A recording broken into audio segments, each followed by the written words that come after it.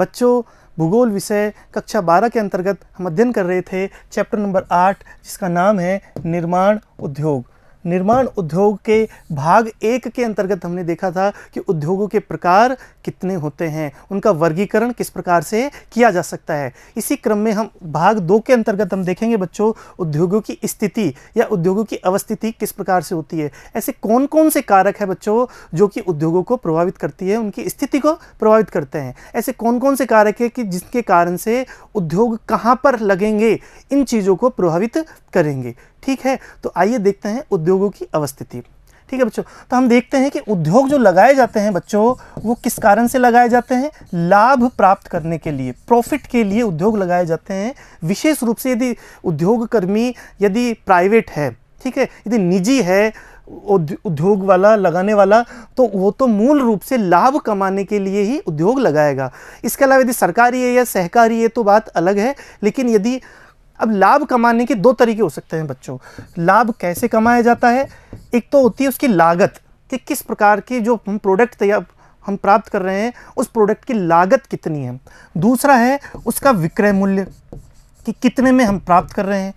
यदि कोई कंपनी है, यदि कोई फैक्ट्री है बच्चों, माना कि 70 रुपये की कोई वस्तु बना रही है, ठीक है, और उसे 80 रुपये में बेच रही है, तो यहाँ पर लाभ कितने का हुआ, 10 रुपये का। तो ये 10 रुपये के लाभ के लिए कंपनी या फिर उद्योग लगाए जाते हैं। ठीक है, यहाँ पर 70 रुपये की लागत हुई और 80 रुपये का विक्रय मूल्य हुआ, माना कि। ठीक है बच्चों, तो लागत 70 रुपये की हुई और विक्रय मूल्य 80 रुपये का हुआ। किन्हीं कारणों से बच्चों लागत बढ़ जाती है या विक्रय मूल्य कम हो जाता है, या फिर इसे यूँ भी कहें कि यदि उद्योग लगाने वाले को लाभ ज़्यादा चाहिए, ज़्यादा लाभ की आवश्यकता है, तो उसे 2 काम करना होगा। या तो विक्रय मूल्य बढ़ाना होगा, विक्रय मूल्य बढ़ा करके 90 रुपये कर देना है या 100 रुपये कर देना है, ठीक है, या इसकी लागत कम कर देनी है। लागत कम कैसे कर सकते हैं, इस पर उसे कार्य करना होगा कि 70 रुपये की लागत 60 रुपये या 50 रुपये इस तरीके से कम कैसे ला सकते हैं। ठीक है, तो लागत को कम करना भी एक प्रकार से लाभ का कार्य होगा। अब ये लागत किस प्रकार से कम होगी, यह है हम यहाँ पर देखते हैं कि आखिर ऐसे कौन से कारक है उद्योगों के लिए कि जिससे उसकी लागत कम आए। अब लागत में बच्चों देखा जाए तो विभिन्न प्रकार के यहाँ पर देख सकते हैं कि कौन कौन सी लागत हो सकती है। एक तो परिवहन लागत बच्चों, वस्तु की परिवहन लागत भी इंपॉर्टेंट रहती है। ठीक है, एक श्रम लागत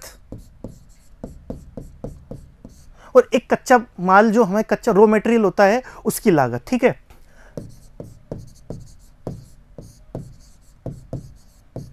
मुख्य रूप से बच्चों ये 3 प्रकार की लागत इंपॉर्टेंट रखते हैं। इसके अलावा भी दूसरी प्रकार की लागतें होती हैं, लेकिन मुख्य रूप से ये 3 प्रकार की लागत होती है। इसके अलावा शक्ति, उसकी लागत और भी बहुत सारी चीज़ें हम देखेंगे इस चैप्टर में कि आखिर किस प्रकार की लागतें यहाँ पर काम आती है। तो हम देखते हैं कि बच्चों कि उद्योगों में यदि इन लागतों को कम कर दिया जाए तो उद्योग लाभ में आ सकते हैं। तो आइए यहाँ पर इसी तरीके से स्टार्ट करते हैं कि उद्योगों को अवस्थिति को प्रभावित करने वाला जो पहला कारक है वो है कच्चा माल।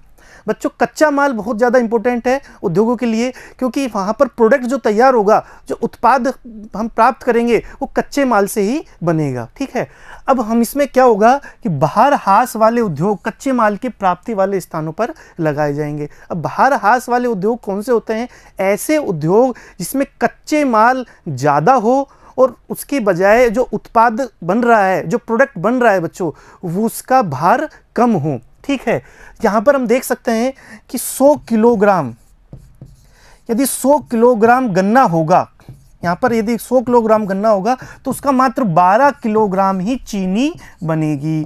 तो यदि 100 किलोग्राम गन्ना होगा बच्चों तो उसका 12 किलोग्राम ही चीनी बनेगी। तो यह कैसा उद्योग होगा, बाहर हास उद्योग होगा। ठीक है, तो इस प्रकार के उद्योग कहाँ लगाए जाएंगे, कच्चे माल के स्थान पर ही लगाए जाएंगे, क्योंकि कच्चे माल को एक जगह से दूसरी जगह पर ले जाना बहुत भारी दुष्कर होगा। एक जगह से दूसरी जगह पर ले जाना बहुत भारी काम होगा।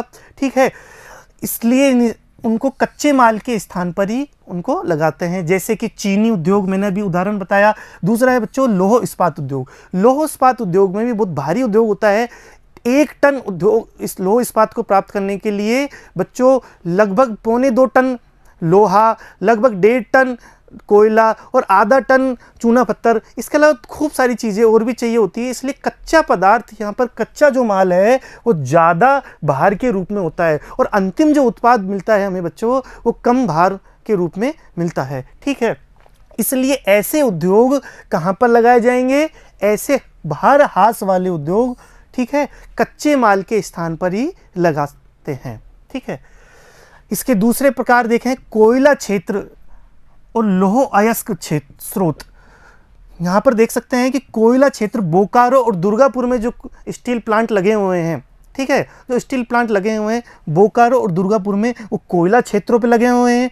इसी तरीके से भद्रावती, बिनाई और राउरकेला जो प्लांट लगे हुए हैं वो लौह अयस्क के क्षेत्रों में लगे हुए हैं। ठीक है बच्चों, तो हम देख सकते हैं यहाँ पर कि उद्योग कहाँ कहाँ लगेंगे?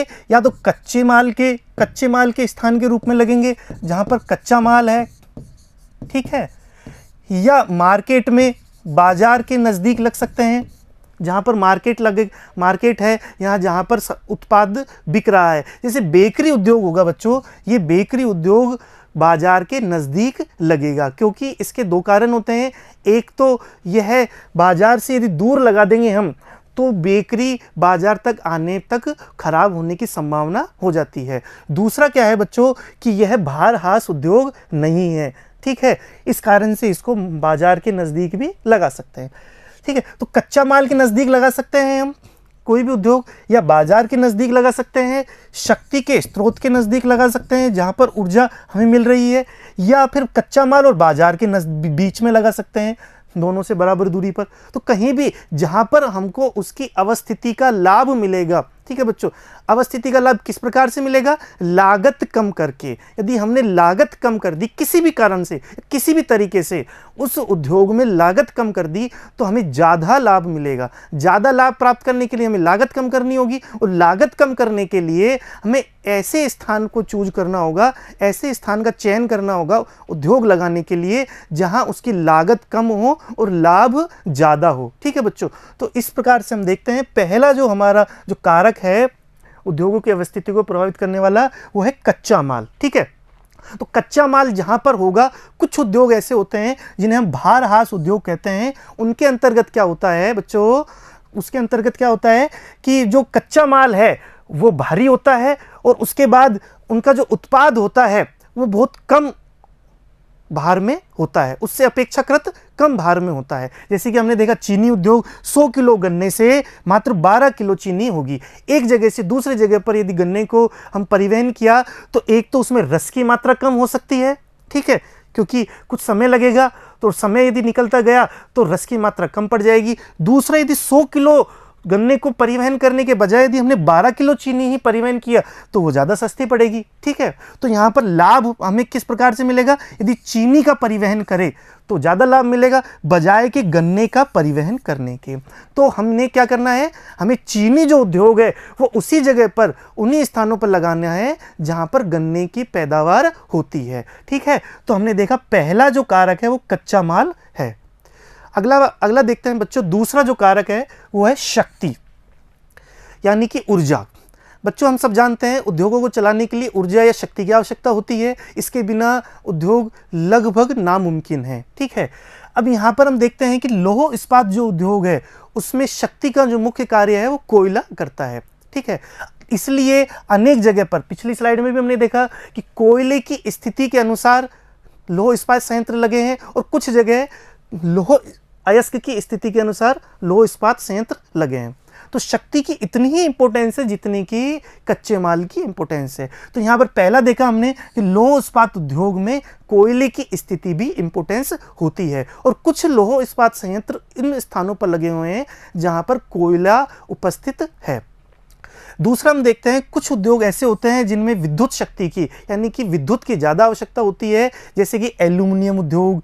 ठीक है बच्चों, यहाँ पर देखते हैं कि विद्युत की ज़्यादा आवश्यकता होती है, इस वजह से एल्यूमिनियम उद्योग उसी स्थान पर लगते हैं जहाँ पर विद्युत प्राप्त होती हो या विद्युत का उत्पादन किया जाता हो, जैसे कि रेणुकूट और कोरबा। ठीक है, यहाँ पर एल्यूमिनियम उद्योग ज़्यादा लगे हुए हैं, ठीक है, क्योंकि यहाँ पर विद्युत का उत्पादन किया जाता है। इसके बाद देखते हैं कृत्रिम नाइट्रोजन के निर्माण के लिए भी शक्ति की अधिक आवश्यकता होती है, इसलिए इस प्रकार के जो उद्योग है कृत्रिम नाइट्रोजन, वो भी शक्ति जो संयंत्र है, ठीक है, उनके नज़दीक ही लगाए जाते हैं बच्चों। अगला है बच्चों तीसरा श्रम। हम सब जानते हैं कि उद्योगों के लिए श्रम एक आवश्यक तत्व है, आवश्यक कारक है। श्रम में भी देखो बच्चों कुशल श्रमिक होना, कुछ उद्योग इस प्रकार के होते हैं कि उनमें कुशल श्रमिकों की ज़्यादा आवश्यकता होती है, इसलिए उन उद्योगों की अवस्थिति कुशल श्रमिकों के स्थान के नज़दीक ही होती है। जैसे कि फिरोज़ाबाद में सीसा उद्योग, कानपुर में चमड़ा उद्योग और लुधियाना में हौजरी उद्योग। ये इस प्रकार के उद्योग है जो कि कुशल श्रमिकों के स्थान पर ही लगाए जाते हैं, ठीक है। तो ये श्रम भी एक मुख्य कार्य करता है। इसके बाद देखते हैं बच्चों परिवहन एवं संचार। हम सब जानते हैं कि कच्चे माल से उद्योग तक और उद्योग से बाजार तक, ठीक है। कच्चा माल यदि माना कि यहाँ पर कच्चा माल है, ठीक है बच्चों, और यहाँ पर उद्योग है और यहाँ पर बाजार है,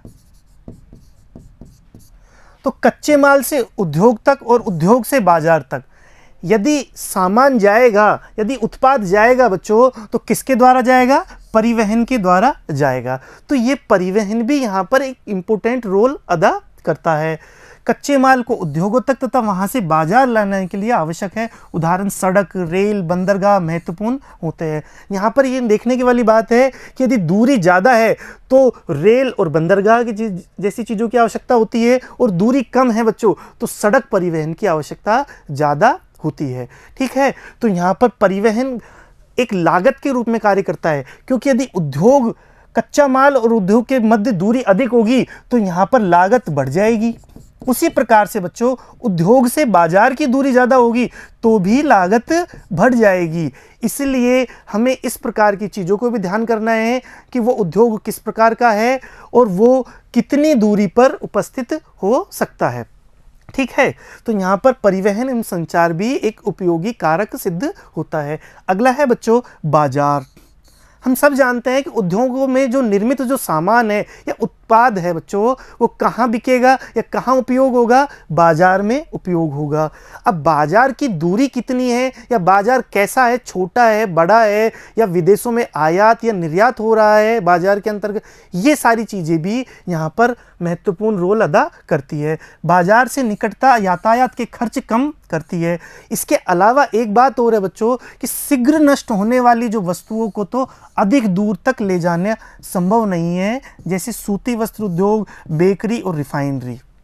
यहाँ पर अलग अलग उदाहरण दिए हैं। जैसे सूती वस्त्र उद्योग बाजार के नज़दीक लगाए जाते हैं। क्यों लगाए जाते हैं बच्चों? क्योंकि सूती वस्त्र उद्योग से जो कपड़ा तैयार होता है वो बाजार में बिकता है, ठीक है, और वो बाजार के नज़दीक ही लगना चाहिए। दूसरी बात करूँ बेकरी उद्योग, यदि बेकरी उद्योग दूर होगा तो वो सामान खराब हो सकता है। इसमें खाद्य सामग्री आती है बेकरी उद्योग में, इसलिए वो दूर से आने पर वो खराब होने की संभावना हो जाती है, इसलिए बाजार के नज़दीक ही लगता है। हम जानते भी हैं जो बड़े बड़े महानगर या नगर है, हमारे जो नगर है वहाँ उन्हीं स्थानों पर या नगरों के अंदर ही बेकरी उद्योग लगाए जाते हैं, नगरों से बाहर नहीं लगाए जाते, ये हम सब जानते भी हैं बच्चों।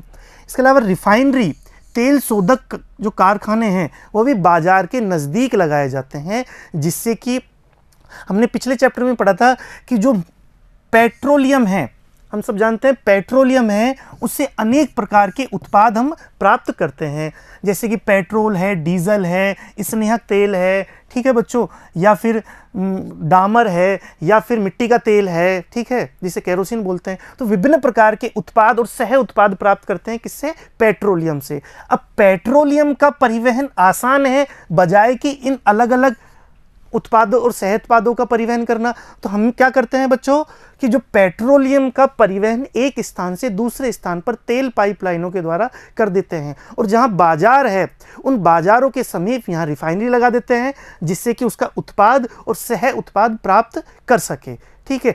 अब हम ये जानते हैं कि हमारा जो ये उत्पाद है या सह उत्पाद है वो बाजार में बिकेगा, तो बजाय कि अलग अलग वस्तुओं का परिवहन करने के बच्चों हम इस मुख्य वस्तु का ही परिवहन कर देते हैं, जिससे कि वो बाजार के समीप पहुंच जाए और बाजार के समीप पहुंच करके उसके रिफाइनरी कर देते हैं, उसको शुद्ध कर देते हैं, उसको अलग अलग उत्पाद और सह उत्पादों में बांट देते हैं और वहाँ पर उसको यूज कर लेते हैं बाजार के। ठीक है, तो हम अलग अलग प्रकार के वस्तुओं का परिवहन करें, इसके बजाय एक ही प्रकार की वस्तुओं का परिवहन करें कि वो ज़्यादा सस्ता पड़ेगा, लागत उसकी कम आएगी। ठीक है बच्चों, तो यहाँ हमने देखा कि बाजार और परिवहन संचार भी यहाँ पर महत्वपूर्ण भूमिका अदा करता है। इसके बाद देखते हैं बच्चों, अगला है सस्ती भूमि। हम सब जानते हैं कि भूमि, विशेष रूप से महानगर और नगरों में भूमि की कीमत बहुत ज़्यादा होती है। इस वजह से वहाँ पर मुख्य महानगर और नगरों में क्या होगा कि उद्योग नहीं लगाए जा सकते। ठीक है बच्चों, तो उसके समीपवर्ती क्षेत्रों में, यदि ये मुख्य महानगर है या नगर है, तो इसके समीप, इसके आसपास के वाले क्षेत्रों में जहाँ सस्ती भूमि होगी वहाँ लगा सकते हैं, क्योंकि मुख्य नगर और महानगरों में तो भूमि की कीमत बहुत ज़्यादा होती है और बहुत ज़्यादा कीमत होने से उस उद्योग की लागत भी बहुत ज़्यादा आ जाएगी और उत्पाद की जो लागत है ज़्यादा आने से वो महंगा पड़ सकता है, लाभ कम होने की संभावना है। ठीक है, इस वजह से सस्ती भूमि भी एक महत्वपूर्ण कारक होता है बच्चों। इसके बाद है बच्चों पर्याप्त जलपूर्ति। विभिन्न प्रकार के उद्योगों में जल की आवश्यकता होती है। अब जल की आवश्यकता, यदि जल वाले स्थानों पर ये उद्योग लगाएं या फिर जल की आपूर्ति हो जाए उन स्थानों पर ये उद्योग लगाए तो ज़्यादा अच्छी बात है, नहीं तो दूरी से जल लाना समस्या का कारक हो सकता है। इसलिए विशेष रूप से बच्चों लौह इस्पात, वस्तु निर्माण, रसायन आदि उद्योगों में पर्याप्त जल की आवश्यकता होती है। इसके बाद देखें बच्चों कि गैर भौगोलिक कारक। हमने पहले पढ़े थे भौगोलिक कारक, अब पढ़ेंगे गैर भौगोलिक कारक कौन कौन से हैं जो कि निर्माण उद्योग को प्रभावित करता है। पहला है पूंजी। यहाँ पर बच्चों हम सब जानते हैं कि पूंजी या पैसे से ही किसी भी प्रकार का उद्योग लगाया जा सकता है, बिना पूंजी के उद्योग नहीं लगाया जा सकता है। इसका उदाहरण है जैसे पश्चिम उत्तर प्रदेश में एक मोदी नगर नामक स्थान है, वहाँ पर पुराने समय में गुजरमल जी मोदी है,